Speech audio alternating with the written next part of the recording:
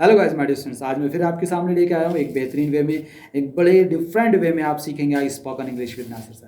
My dear students, step by step मैं आपकी help कर रहा हूँ, आपको बताने की कोशिश कर रहा हूँ कहाँ पर स्पोकन इंग्लिश की जरूरत पड़ती है और कहाँ आप लोग बोल सकते हैं और कैसे आप लोग सीख सकते हैं spoken English. My dear students, ये दो चैनल आपके लिए, आपके अपने चैनल हैं, आप बार बार देखिए, इसको वॉच कीजिए, वीडियो को ज़्यादा से ज़्यादा शेयर कीजिए और एक लाइक ज़रूर कर दीजिए ताकि हम लोगों को संतुष्टि हो जाए, हम लोगों की ये खुशी मिले कि आप हमारा वीडियो को देखते हैं, प्रॉपर वॉच करते हैं। हमारी आज मैं बात करूंगा आपसे तीन ऐसे शब्द, पिछली बार मैंने आपको एक बताया था और इससे पहले भी आपको एक बताया था, एक बाय वन लेके चलता हूं, लेकिन आज मैं आपको बता के जा रहा हूं तीन ऐसे बेहतरीन शब्द जो बहुत ही ज़्यादा इंपॉर्टेंट है। लेकिन बात एक ही है आपके सामने कि इन तीनों शब्द का मतलब एक ही है।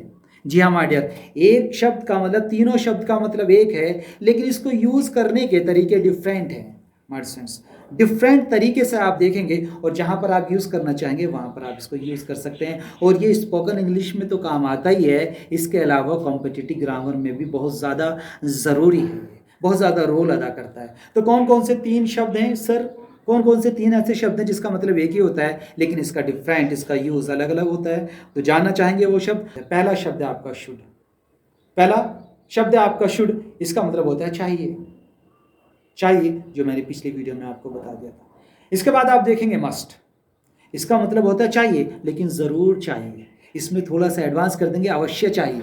माय डियर, जब वाक्य में किसी की कंपल्सरी हो जाए, जब वाक्य में अर्जेंट काम करना हो जाए, जब वाक्य में कोई चीज़ ज़रूरी हो जाए, जब वाक्य में आप कहें कि आपको ज़रूर जाना चाहिए, आपको अवश्य वहाँ जाना चाहिए, तो इस सिचुएशन में आप ज़रूरी अवश्य की इंग्लिश नहीं लगाते, इसके लिए वर्ड यूज़ किया जाता है मस्ट, और इसका मतलब होता है चाहिए, लेकिन ज़रा दबाव दे के बोलेंगे ज़रूर चाहिए।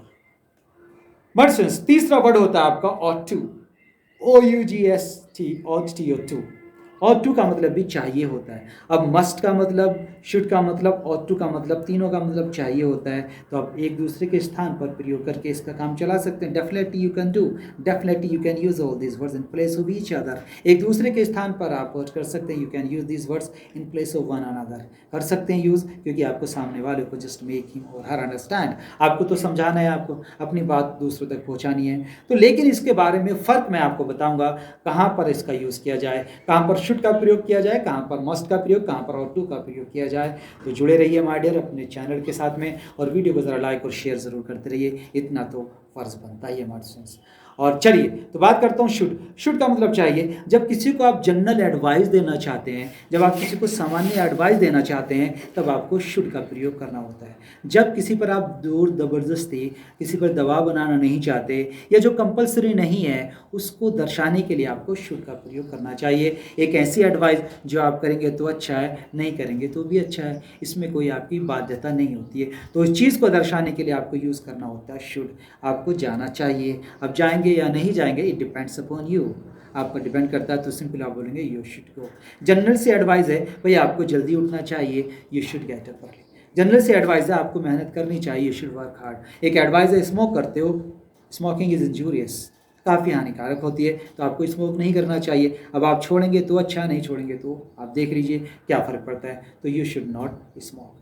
भाई पेरेंट्स कहते हैं आपको समय बर्बाद नहीं करना चाहिए, तो you should not waste your time. ये जनरल एडवाइस है, आप इसको करेंगे तो बेटर है, नहीं करेंगे तो बेटर। जब आप किसी को जनरल एडवाइस देना चाहते हैं, आपको जाना चाहिए, आपको आना चाहिए, आपको मेहनत करनी चाहिए और आपको समय बर्बाद नहीं करना चाहिए, ये जनरल सी एडवाइस हैं, इसको देने के लिए आपको शुड का प्रयोग करना होता है। समझिए आप लोग, एक जनरल सी एडवाइस को एक्सप्रेस करने के लिए you have to use should, जब सामने वाले को आप एडवाइस देते हैं कि ये काम करना चाहिए।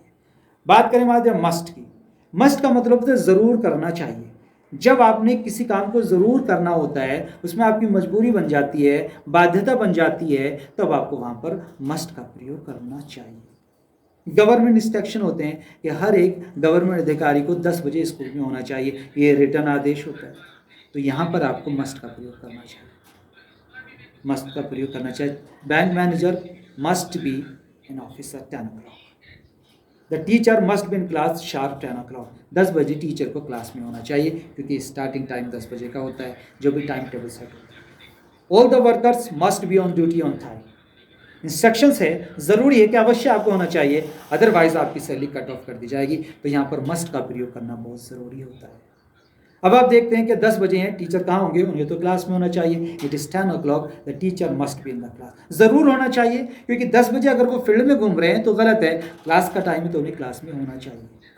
कोई चीज़ काम नहीं कर रही तो आपको अंदेशा है कि इसमें ज़रूर कुछ ना कुछ खराबी है। The fan is not working, there must be something wrong. कुछ ना कुछ ज़रूर खराबी होगी, तो मस्ट बी के लिए यूज़ किया जाता है। तो मस्ट का प्रयोग होता है किसी चीज़ को अवश्य करने के लिए। आपको वहाँ पर ज़रूर जाना चाहिए, अवश्य वहाँ पर जाना चाहिए। You must go there. तो कहाँ यहाँ पर कंपल्सरी है। जब बात करें अवश्य के, ज़रूरी के रूप में, तो मस्ट का प्रयोग करना चाहिए। माइडियर ये होता है आपका मस्ट का प्रयोग। तो दोनों में फ़र्क पता चला। जनरल ड्यूटी को करने के लिए, एडवाइस के लिए शुड का प्रयोग। कंपल्सरी ड्यूटी को करने के लिए, जहाँ पर निश्चित है, गवर्नमेंट इंस्ट्रक्शंस है आपके, तो वहाँ पर मस्ट का प्रयोग करना चाहिए। कोई चीज़ निश्चित रूप से हो रही है तो वहाँ पर आपको मस्ट का प्रयोग करना चाहिए। बात करें ought to की, ought to का प्रयोग भी चाहिए के लिए होता है, लेकिन माय डियर ought to का प्रयोग आपकी मॉरल ड्यूटीज़ के लिए किया जाता है तो बेटर रहता है। मॉरल ड्यूटीज़ बोला तो नैतिक कर्तव्य।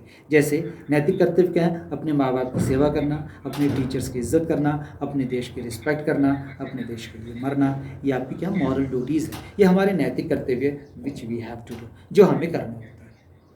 जैसे आपको गरीबों की मदद करनी चाहिए, you ought to help the poor, ought to help the poor, ये आपका नैतिक कर्तव्य है। You ought not to disrespect the poor, तुम्हें डिसरिस्पेक्ट गरीबों का नहीं करना चाहिए, क्योंकि ये कर्तव्य नहीं है। ought not to का प्रयोग भी किया जा सकता है हमारे साथ। तो ought to का प्रयोग, you ought to serve your country, you ought to serve your nation, आपको अपने राष्ट्र की, अपने देश की सेवा करनी चाहिए। तो यहाँ पर ought to का प्रयोग मॉरल ड्यूटीज़ के लिए किया जाता है हमारे साथ। तो तीनों शब्द आपको यूज़ करने, जहाँ पर आपको सिचुएशन लगे आप बोल सकते हैं। आप इन दूसरों का प्रयोग एक दूसरे के स्थान पर कर सकते हैं, लेकिन अगर आप प्रॉपर वे में बात करें, प्रॉपर वे में यूज़ करें, तो इन शब्दों को यूज़ करने के बाद सामने वाला, जिसको अच्छा नॉलेज है इस चीज़ की, वो समझ जाएगा दैट ही और she is perfect at this topic. तो कोशिश कीजिए कि जहाँ पर सटीक वर्ड होते हैं वहाँ पर आप मॉरल ड्यूटी के लिए देश की सेवा करना, बड़ों की इज्जत करना, छोटे से प्रेम करना और ज़रूरतमंदों की हेल्प करना, this are called moral duties, और इनको करने के लिए ought to का प्रयोग किया जाता है। जहाँ पर आप देखते हैं निश्चित रूप से काम होना है, वहाँ पर आप मस्ट का प्रयोग करते हैं। जहाँ पर आप देखते हैं कि मॉरल ड्यूटीज़ नहीं है, हम जनरल से एडवाइस है, वहाँ पर आप शुड का प्रयोग कर सकते हैं। तो मैटर ये था आपका शुड, मस्ट है, ought to का प्रयोग। उम्मीद करता हूँ आपने समझा होगा, प्रॉपर वे में आपने वॉच किया होगा, और इसको डेली रूप में आप यूज़ करेंगे हमारे students. Why should I tell you all these things?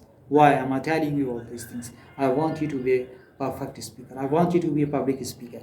If you want to be a public speaker, then you must listen to our classes. You must follow our rules. If you follow our rules, you can be a good speaker. You can be a public speaker. You can present yourself before the 1,000, before the 500 or 100 people, 100 students. You can keep your voice. You can raise your voice in your own words. You can put your thoughts before anybody if you speak English well. सोचिए क्या होगा अगर आपको एक ऐसा माहौल मिल जाए, अगर आप किसी कैफ़े में चले जाएं, कंपनी में चले जाएं, MNC जॉब करने के लिए किसी कंपनी अप्लाई करें, if you don't know how to speak English well, so you will become very impressed, you will get impressed over there. वहाँ पर आपको काफ़ी शर्मिंदगी का सामना करना होता। तो मैं नहीं चाहता, I don't want you to look at that day, I don't want you to face this problem. I want you to get rid of all these problems, because these problems can stop you from making progress, and nobody wants to hinder the problem, hinder the progress. Everybody wants to make progress. If you want to progress in your life, then follow my instructions, my instructions. ज़्यादा से ज़्यादा आपको share करना है video और बोलना है, और आदत बनानी है आपको बोलने की इंग्लिश। तो ये 3 वर्ड्स मैंने आपको बताए हैं, बहुत ही शानदार वे में समझाने की कोशिश की है। उम्मीद करता हूँ कि आप लोग इसको फॉलो करेंगे और इसको आप अप्लाई करेंगे। चलिए नेक्स्ट वीडियो में आपसे फिर मिलता हूँ, तब तक के लिए thank you very much, nice day, Bharat माता की जय।